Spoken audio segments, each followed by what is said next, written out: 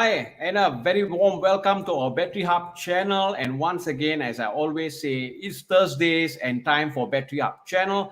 Uh, One thing that I would like to always tell every single individual that Bettery Hub channel is just for you. So along the way, any point of time, you have any questions, anything that you want to address, do feel free to leave any comments on our comment section itself.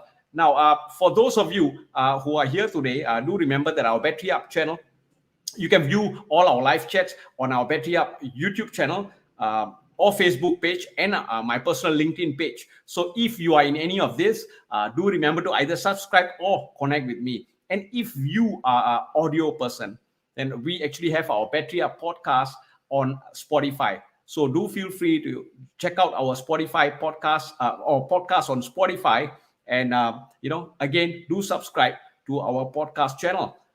With that, it's quite exciting for me to be here today. And now today we actually have our Doing It Better program, where we specifically focus on a topic that will be useful for professionals out there.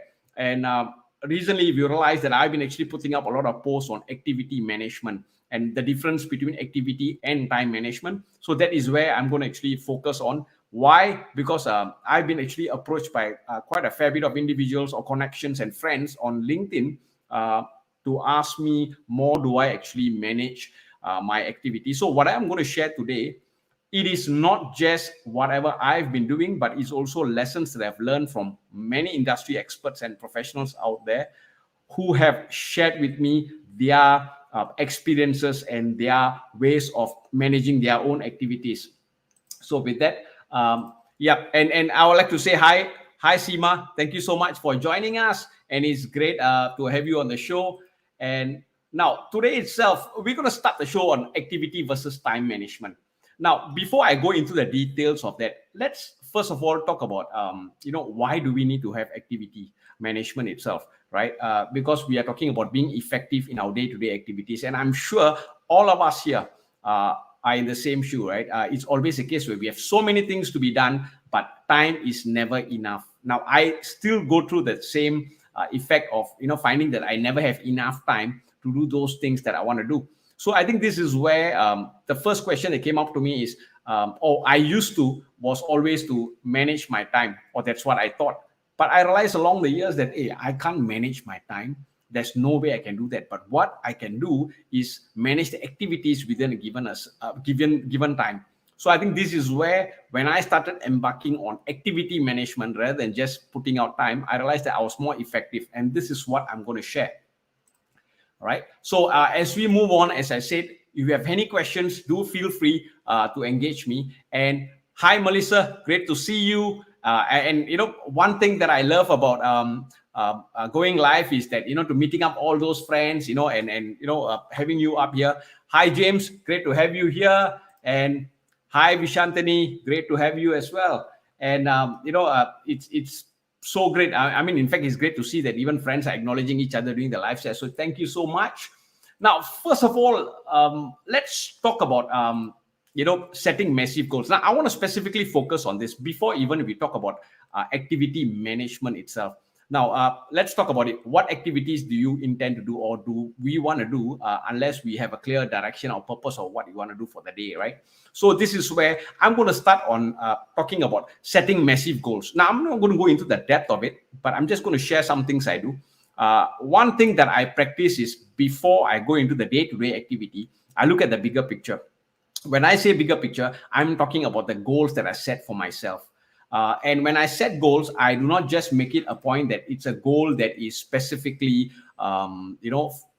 focusing on my career, on my business, or finances, and so on. Now, I do not do that. What I specifically do when I set my goals is, usually I use this life by design model. Now, there's no wrong or right, but the whole idea is actually to set goals in a more holistic manner. So for me, I love to use this model where the 4 key domains are actually my aspirations, which you can subdivide it, right? Career, finance, and so on. And of course, the next one is wellness. I mean, we are the biggest asset. So if we are not well and we are not physically fit or healthy, then there's nothing much we can do. So I think that is something that I focus on in terms of setting my goals. And of course, relationship, which is family, my colleagues and friends, and of course my clients. These are the people, the relationship that I want to make sure I consistently invest my time with. And I think this is something which is also part of my goal. And the last of all is, of course, self, which is again about myself. Now, this is where I talk about personal mastery, the skill sets that I want to make sure that I'm good at, whether it's pertaining to my job, whether it's pertaining to even, having a Bettery Hub channel, right? I think there's certain skill sets that's required. And introspection, where I always ask myself and reflect upon what I've done and how I can do it better. And of course, again, one thing I believe is always there to experiment on things, right? Because life is an adventure. So I like to always make sure that I'm experimenting on new things so that I consistently learn. I think this is the domain that I use, or the model that I use. Now, there's no wrong and right, but if you think life by design or this LBD model is something useful, just check out on my LinkedIn page, because I actually have this write up on my LinkedIn page. So, feel free to take a look at it. It could be a good guide for you. So going back to setting massive goals. So what I specifically do is I set my goals, and usually I work towards a 3-year goal. All right. So I see myself, what am I going to be in 3 years? Of course, if you can go further, fine. It depends, right? But my 3-year goals will then be slowly broken down into bite-sized goals. Now, how do I break it up? So if I have a 3-year goal, I'm talking about the 4 domains, which is my career, right? My aspirations, my family. I go into the specifics of what do I want to be, what kind of father I want to be, as a person, wellness. I would love to make sure that I age gracefully. I'm fit, I'm healthy. So what are the habits that I want to inculcate? What are the habits I do not want to have? I mean, to be upfront here, a lot of people know I used to be a smoker. When I was in the army, I picked up the habit. And from there, I was having the habit for quite some time. Now, many people were surprised when I said I'm a smoker. But along the years, I stopped smoking. It was a tough decision, but it was a good decision, definitely. I stopped smoking, and it's been like quite some time since I touched a cigarette. But the whole idea was I was inspired with the fact that it's my goal that I set for myself, that I want to age gracefully, I want to be healthy, and so on. And that inspired me and gave me the inspiration and the motivation to stop smoking. So I think these are things that we put in place. So for myself, I actually work towards a 3-year goal. Once I have my massive goal. Now, why do I call it massive? I call it massive because dare to have big goals. Dare to have goals that are really huge, right? Do not limit or self-limit yourself. So when I put up my goals, whether it's aspirations, career, and so on, I put up big goals. Now that you have big goals, usually it's quite scary, right? Huge, humongous goals, and then how am I going to achieve? Now, don't worry about the how, put it aside. Now that I'm clear of my goals and why I want to achieve my goals, then I'll break it down. What I will do is I'll break it down into bite-sized goals. Now, when I say bite-sized goal, what I'm talking about is really, really break it down from a 3-year goal to a 2 years goal, and then break it down to a 1-year goal. So this time, you realize that every time I'm going to have my new year resolution and so on, I already have my goals for the year, because I have my bigger goals that is already broken down to bite-sized goal. I'll just relook into it. Now, this 1-year goal will then be broken down into 12 months, and then I'll break it down into monthly goals, maybe quarterly and then monthly, and then I'll break it down as fine as daily goals, which means every single day when I wake up, I know that whatever I do is one step closer to the big, massive goal that I've achieved or I've set for myself. So now, by doing this, it gives me a certain level of motivation, a certain level of purpose whenever I wake up every morning. And, I feel good about myself that, I'm taking a step ahead of my 3-year or big, massive goals.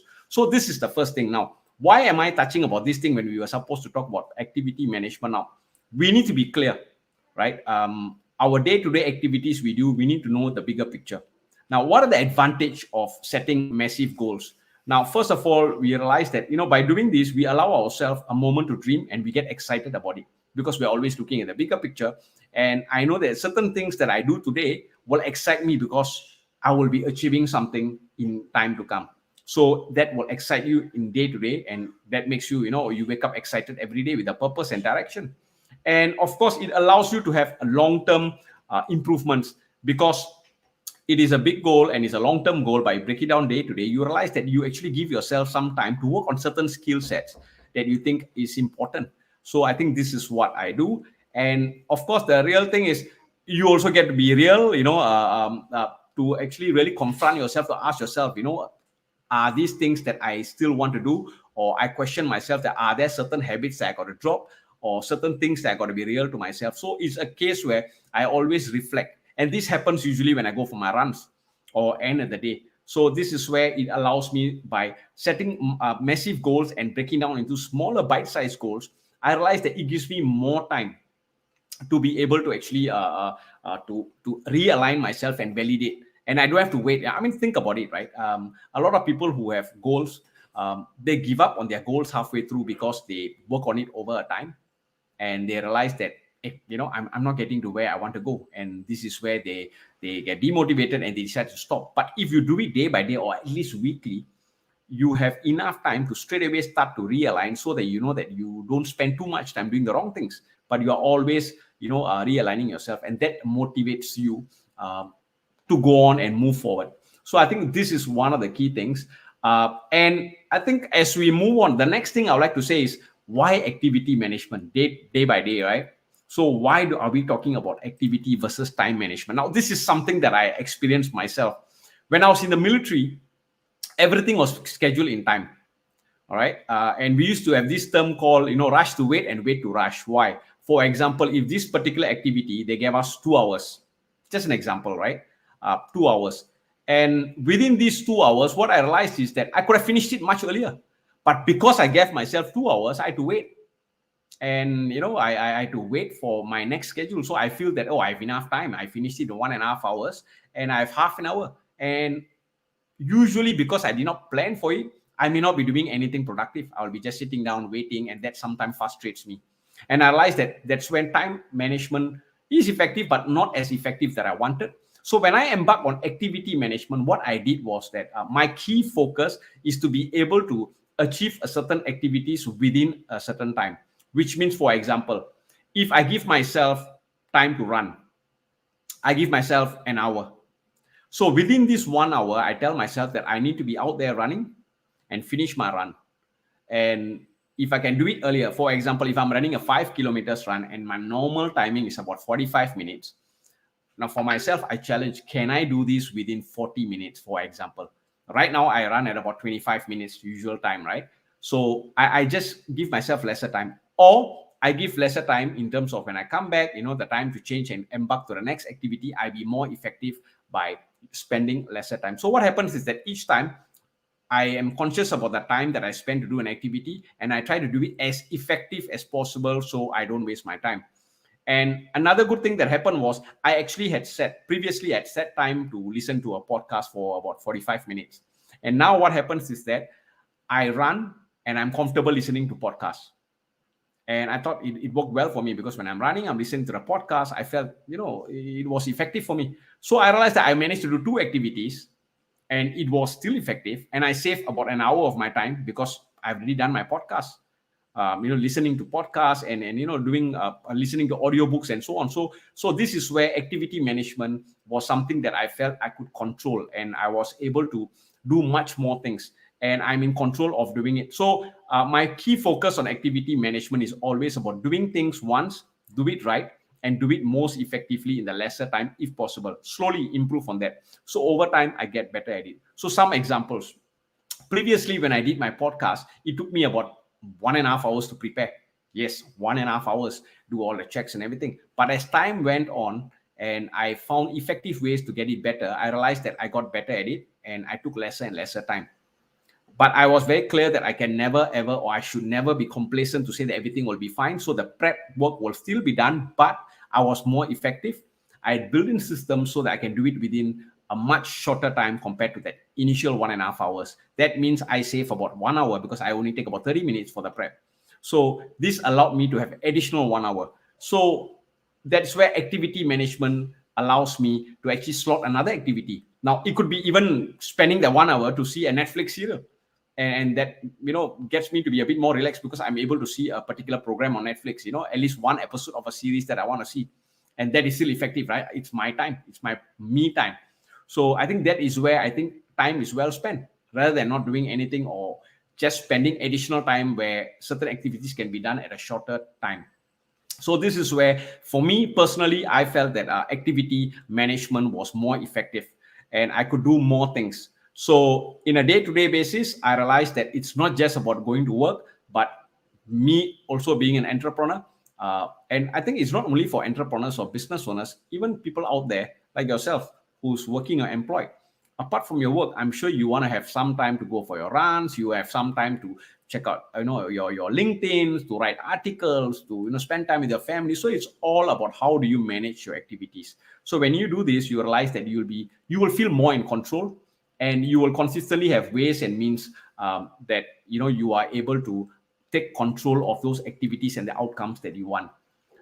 Now, before I move on, I would like to just say hi to some of you who have joined me. Hi, Murli. Now, I want to just give a word to Murli, a big shout out to Murli, because I think when we met up on LinkedIn, we were sharing some of the personal aspirations and so on. And recently, congratulations, Murli has, started a new beginning in a new job.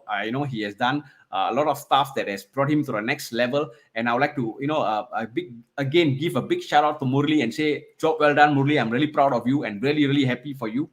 And hi, Shilpa, and great for you to join us today. And Brother Vanan, thank you so much for joining me. And always, grateful that we started our live podcast journey together. And hi, Vishantani, and thank you so much on the bite-sized daily goals.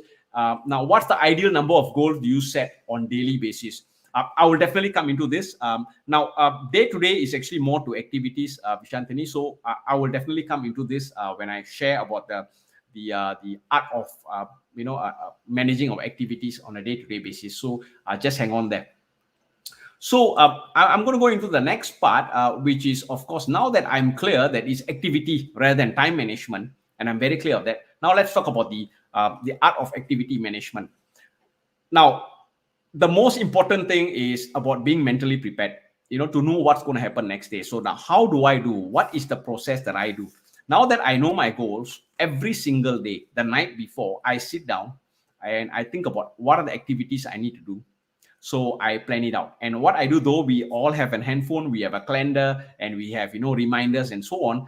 For me personally, I always believe in having a piece of paper and I write down my goals. And over here, I think hopefully it's clear. You can see that there are some of the goals that are run. It's today's goals that I've wrote down. I write it down the night before. And what I'll do, that I'll spend, and usually that is the last thing that I do before I sleep, right? I'll write down those goals and I will take some time. Over time, it took me lesser, about 10 minutes maximum, to really visualize what am I going to do tomorrow, right? So in the morning when I wake up, so my normal day-to-day activity is like morning when I wake up, I do my meditation after washing up, and then I will drive my girl to school. And from there, I'll have my me time with me and my black coffee. And from there, I'll head to my office by 8 a.m. And then I'll start 8:30 a.m. you'll see my LinkedIn post out, and then there are certain structural things that I do it. And from there, what other activities, whether it's an appointment with a client, whether it's a training, I will visualize what are the activities. And while I do that, I also anticipate what are the potential problems I may have. For example, I can run late if I leave at this time, so it makes more sense for me to prepare certain things much more before. So it allows me to mentally prepare and to foresee what are the potential challenges that I may face, so that when it really happens on the ground, when I'm mentally prepared and I don't, I'm not taken aback or I need to react, but I rather just respond because I'm much more composed and I already anticipated this. Now, if it doesn't happen, or no challenges happen, or nothing happen, or everything happens as per plan, then that's bonus for me. It's fine, that's good news, right? So I think this is where I visualize the night before once I write this. Then the next day, now to answer Vishantani's question in terms of how many goals. Now I don't specifically tell myself how many goals I should have.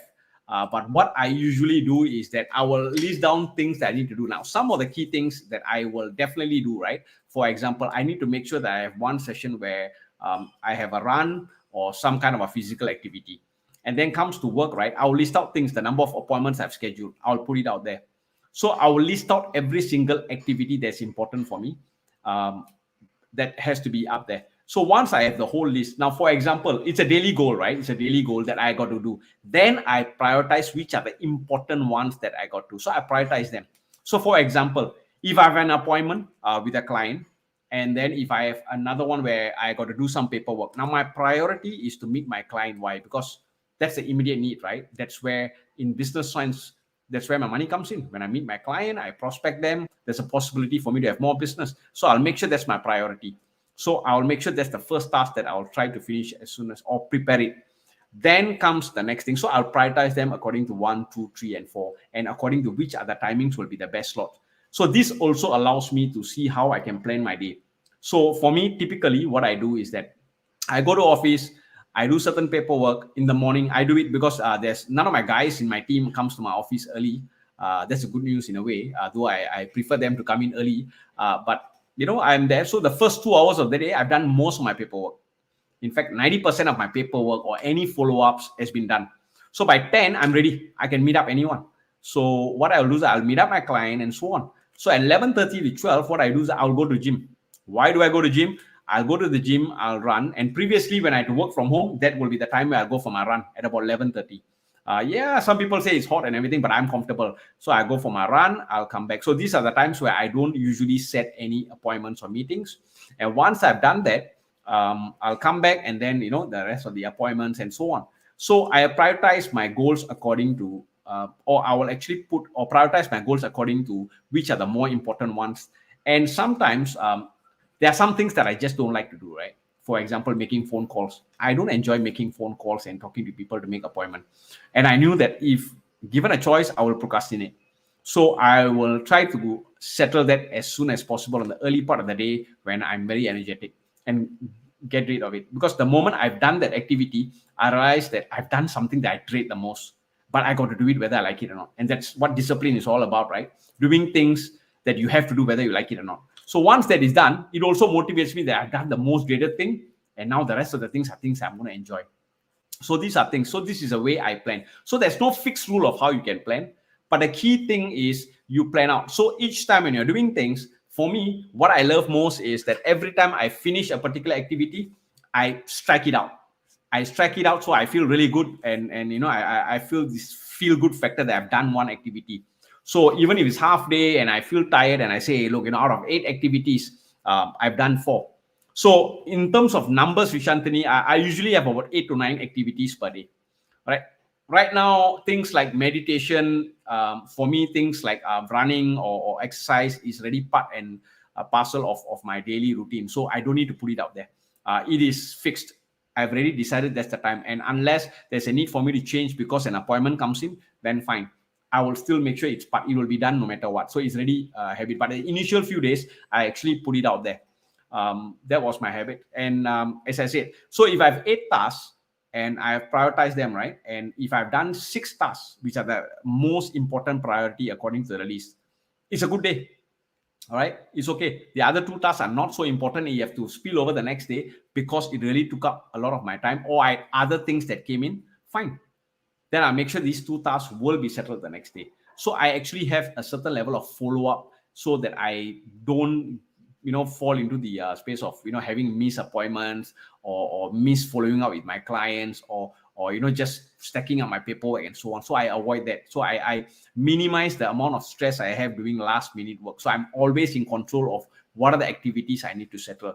And frankly, if there are days where I know I need to work harder later, then fine. I have to do it. You got to do it, right? So then I know that I got to stay late and do it because it's important. I got a choice to make the decision, and that's what I do. I hope that answers your question, Vishantini. That's how I prioritize the number of goals that I have actually on a daily basis. The whole idea is not to overwhelm you, but it's okay to put more goals because the more you do it, the better you get it. Because the key thing is this: the moment you start thinking about how can I do more goals within a day, you realize that you will start thinking about creative ways to be more effective.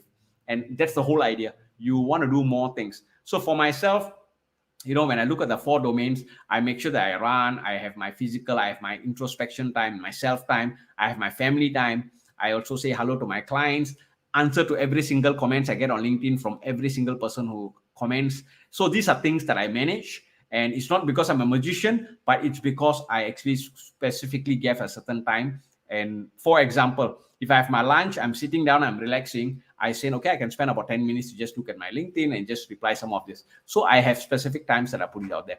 Now, these are routines. It becomes routine after some time, right? And then you realize that you don't need to actually have a schedule, but it's automatic. It just happens.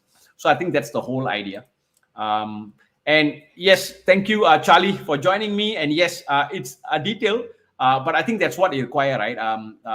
When you want your plans to be executed, it's about going into the details, and the devils are in the details, right? So you go into that, and over time you realize that because of your detailed planning, some of these things become a habit.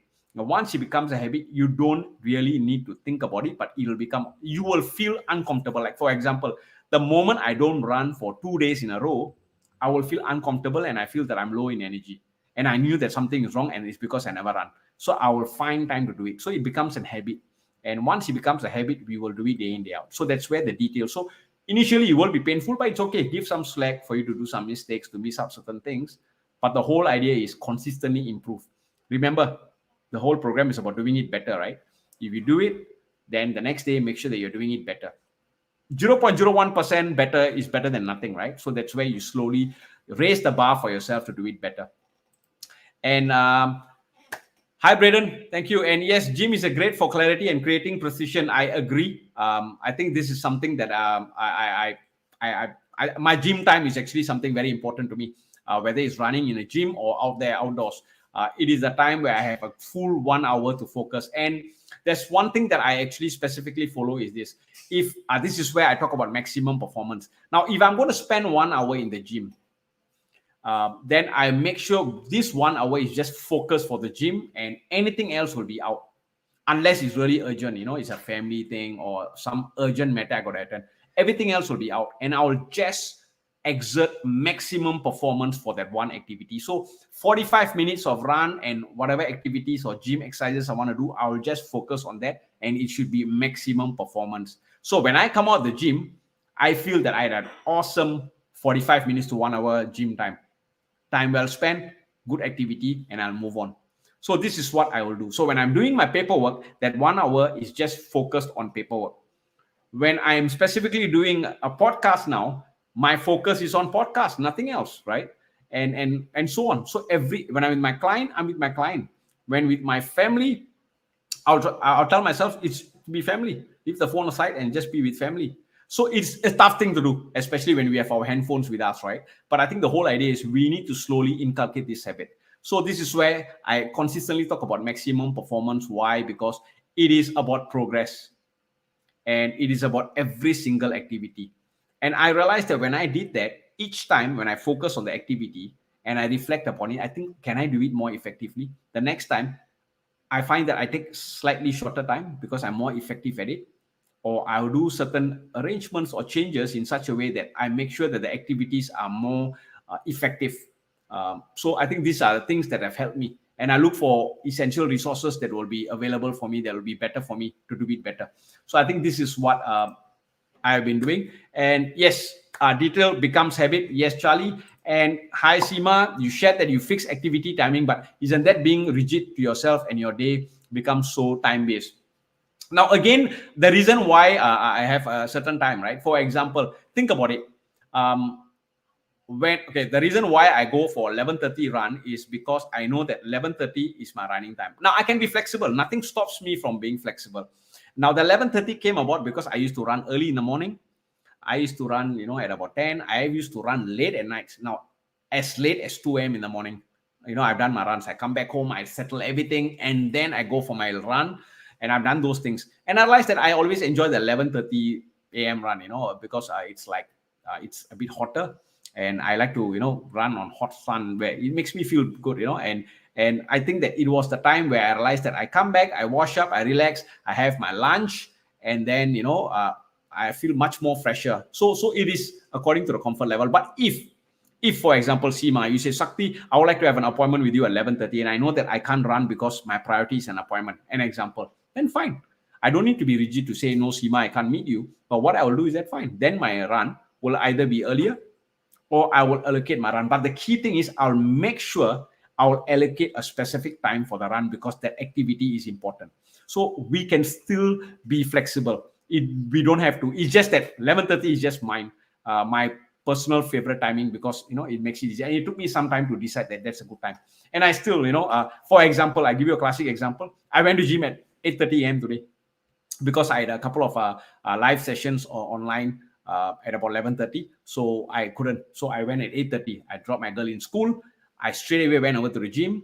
But of course, I had my coffee first. Then I went to the gym. I had a good workout. And then I came back to office and I started doing some stuff. So it is okay. So I hope that answers. We don't need to be rigid. It's just certain timings that we set for ourselves. So it makes it easier. You don't have to think so much. But if you need to change, be flexible about it. And yes, 2 a.m. run. Now, why did I do 2 a.m. run? Again, I'll explain. Now, when previously what happened was that now 2 a.m. run started because of, in fact, time management. I gave myself time, and there are some things that took more time than you were required, right? So it snowballed. But because I was trying to, in a way, keep to the time, I realized that I decided to say, okay, the running time, I got to just take away the 1.5 hours and just focus on other activities. And when I came back home, I didn't feel good because it's important thing, right? I mean, running or exercising is a priority for me.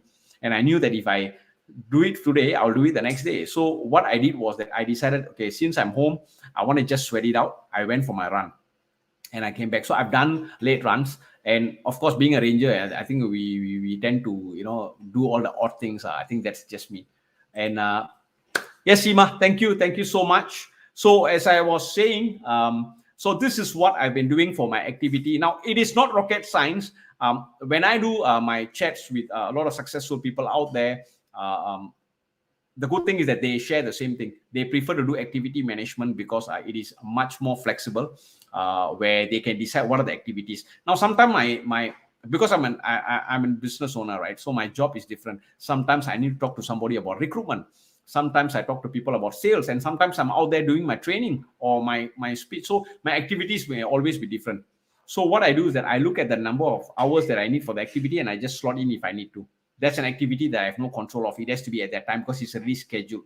So the moment I put that, the rest of it will fall in place. So the whole idea is, when I come back, now ask yourself this question before we move on, right? How many times have you felt that you've been busy the whole day?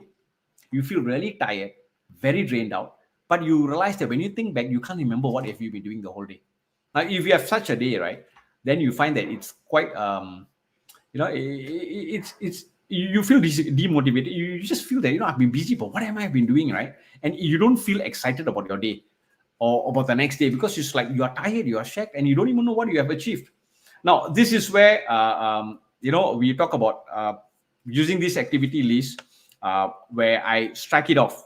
And when I look at what I've done, I try to actually reflect on what are the activities I've done.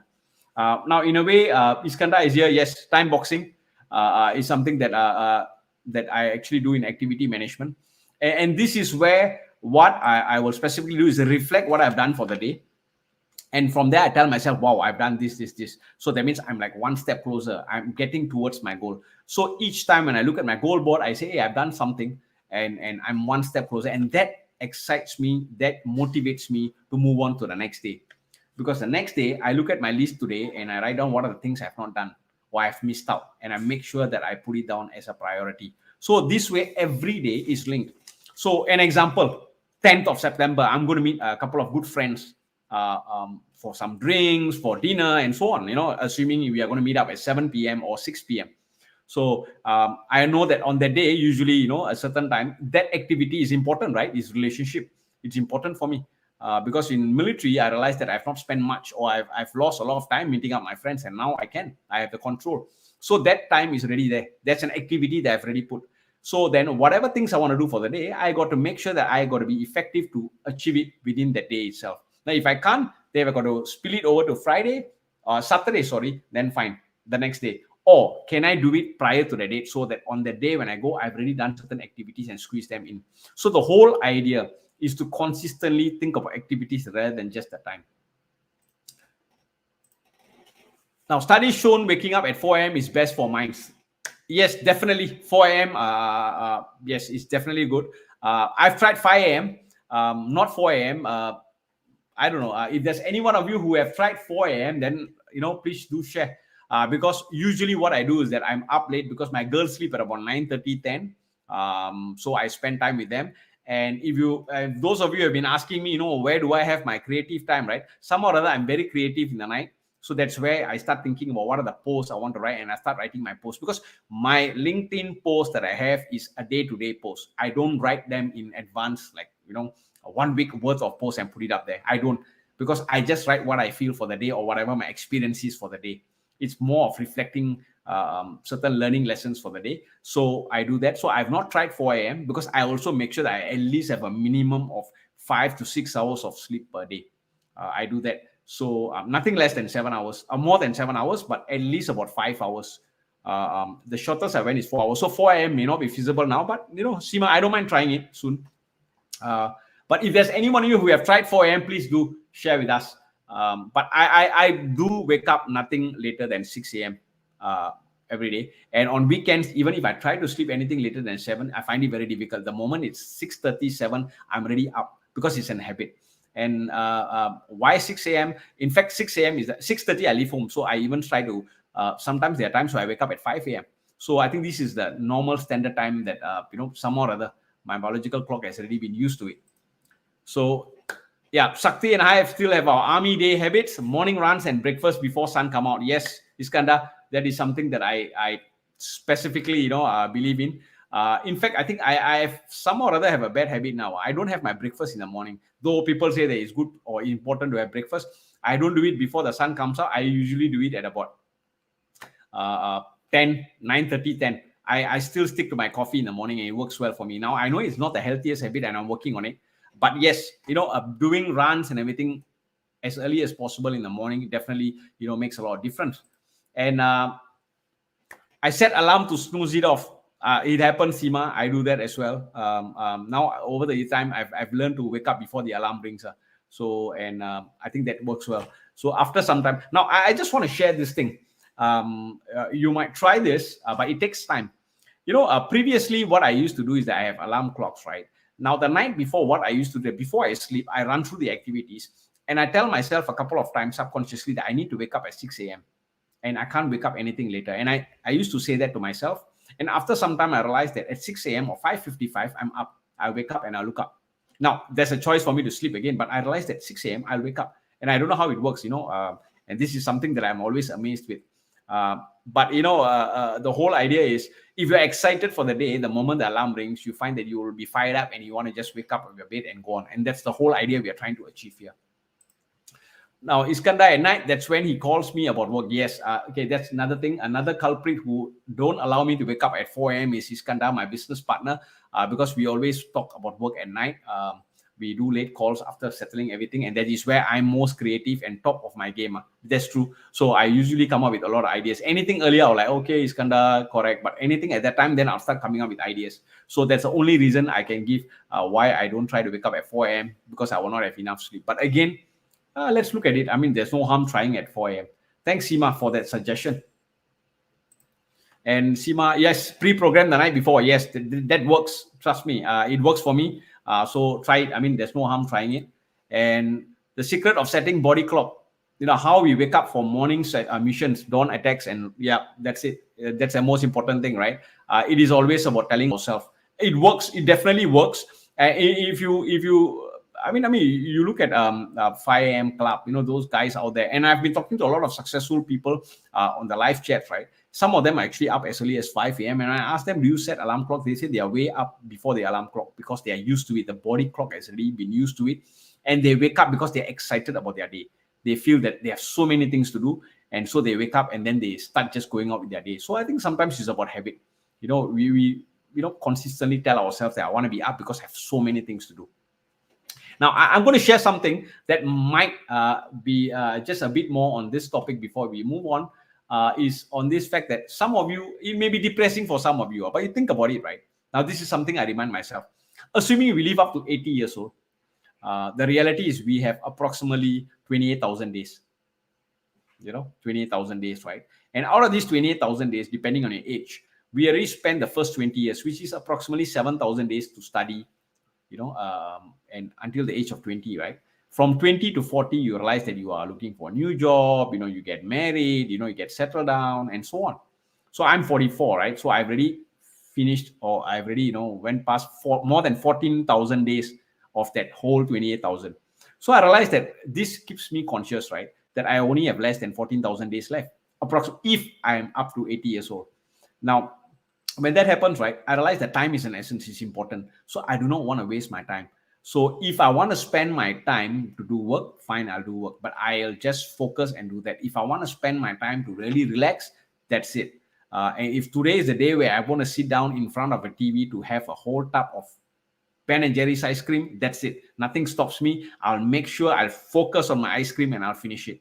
And that's what I will do. And the next day, let's talk about going for the runs to burn that off. That's a secondary thing, right? But I think that is where I realized that activity management is important. The focus is important. All right. So I think these are the things that I wanted to share today itself. Now, these are actually open secret. I mean, there's no secret behind this. I'm sure a lot of you have done this. It is common practice out there. So the whole idea is, how do we actually get it better? I mean, even until now, I'm always trying to do it better and get better in certain things. And it's always about, fine tuning so that we have more time. And I realized that over the years, I've been able to do much more things effectively. And I'm able to actually take on more things on my plate rather than, when I initially started, right? I felt that I never had enough time. And for those of you who still feel that you do not have enough time, ask yourself, what time do you wake up? Because I was a culprit of that. I used to tell my business partner that, hey, I don't have enough time. And he asked me, you wake up at about 9 a.m. and then you come to office at about 10:30. Of course, you will not have enough time. So wake up early. Manage your time in such a way that, yeah, you have enough rest, but manage your time. So we have the control of it. If your desire to achieve certain goals are so important, then you have to sacrifice, not at the expense of health, but manage your time. Get out of your comfort zone. And if you do it for, now it's not 21 days, but if you do it for 90 days, it becomes a way of life. 21 days, yes, maybe in habit, but 90 days, it becomes a way of life. You'll get used to it. It's all about trying. Now we have Shilpa. I know there's something which I need to do at early morning. I automatically get up. This day, I'm so much obsessed with my yoga practice, which motivates me. Great. That's the whole idea, right? Because you know that there's something that you want to do and you look forward for it.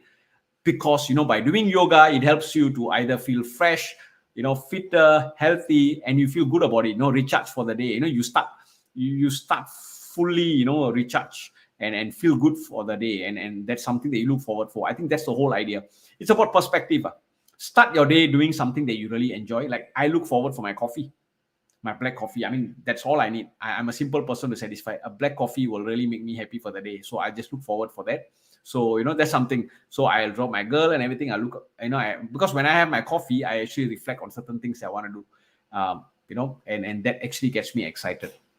So this is where, now I'm going to share one more point before we end today's session. Thank you for engaging. Now, I would like to just highlight this part, right? Now, this is what I do. It's up to you whether you want to do. Now, every day when I wake up, I tell myself, now, if you are a person who plays sports or let's talk about football, right? Every day when I wake up, I tell myself that I'm on a 2-0 disadvantage scoreline, which means I'm losing, by 2 goals. I'm on a 2-0 deficit in terms of my scoreline, which means I got to work very hard to do priority 1, 2, 3 so that I have come to a level where I've equalized. And then from there, anything more is a bonus. That's where I'm actually scoring my goals. Now, when I put this, what happened was that, it gave me this certain level of urgency. For some, they feel that, why are you stressing yourself? But it was not stress, but it's actually a certain level of urgency.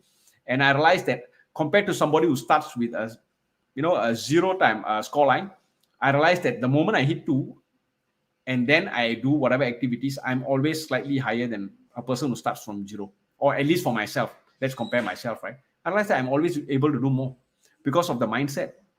So this is what I do. I always wake up with the mindset that I'm with a disadvantage. I'm 2 goals down.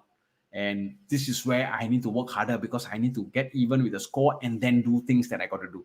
Now, this also builds my resilience because every time when things go wrong, I tell myself there's no reason for me to just give up. I got to keep on moving. And this has helped me a lot in terms of pushing myself, in terms of my resilience, the way I look at challenges. It's no more about accepting certain obstacles and say, it's beyond my control, but whatever I can do, I'll look for ways and creative means to be able to actually achieve it. So this is something that I do. You can try that if you think that your activity management is already in place. Try this. These are things that have worked well. Now, I learned this during one of my live chats. One of the guests actually shared this with me, and I thought it was an awesome way. And I've been doing this for the last 4 months, and I realized that I could do much more things more effectively within the same day without changing any activities. But it's my work rate and my urgency that I do things, right? And every time I feel I want to stop, I find that, hey, I got to keep on moving. But again, not compromising my health, not overworking myself. I'm always constantly conscious about this. Now, with that, now these are the key things that I wanted to share today. And I hope this has been useful for you. So do feel free to share or give me feedback so that I know, what are the key areas that we can improve on in terms of our live chats and so on. And if you have any specific ideas that you have been using to manage your activities, do feel free to share on LinkedIn, even after a live show, you can just send our comments or feedback, or even to, personal message me so that I can actually share it during any of the posts to the rest of us. Because the whole idea is we can actually share knowledge and experiences from each other so we can grow together. I think that's the whole intent. So thank you so much. And I hope that this has helped. And I hope that I've answered most of your questions. As I said, I'm not coming here in the pretext of being an expert. All right. I feel that there's more wisdom out there compared to myself. So I'm here to just share certain experiences. And whatever I share is not just what I do, but it's about doing my research to ask people out there who have been effective and successful in doing it so that I can share this.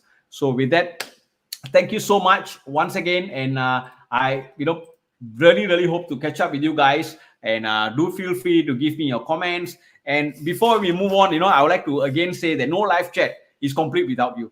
All right, the viewers, right? So thank you so much for spending your time with me, giving the comments, engaging me so much, appreciation from my side. And please do leave your comments and feedback so we can do it better. Now, a reminder, if you're watching us on live chats on our YouTube channel, do feel free or do remember to subscribe to us. And if you have missed this live chat or any of your friends who have missed this live chat, just check out our Bettery Lab YouTube channel where we have all our live chats there. And if you think that you would like to actually listen to podcasts, just visit our Bettery Hub podcast on Spotify. And before we go, we have Seema. Hi, Seema. Your biggest takeaway: set intentions for next day the night before so you can wake up and win the day. Yes, Seema, I think that's the way. It's always about winning the day. And just before we go, I would like to just tell all of you all that Seema was actually my poly mate. She was a good friend, a buddy who has always been my motivation. She's actually a lieutenant colonel in the army, and right now she's also out of military. Awesome person. Thank you so much. A beautiful human being, and I always feel that Seema has been one of my biggest inspirations. So thank you once again, Seema, and thank you, Charlie. Thank you so much. So with that, see you guys soon, and remember, always be doing it better. See ya.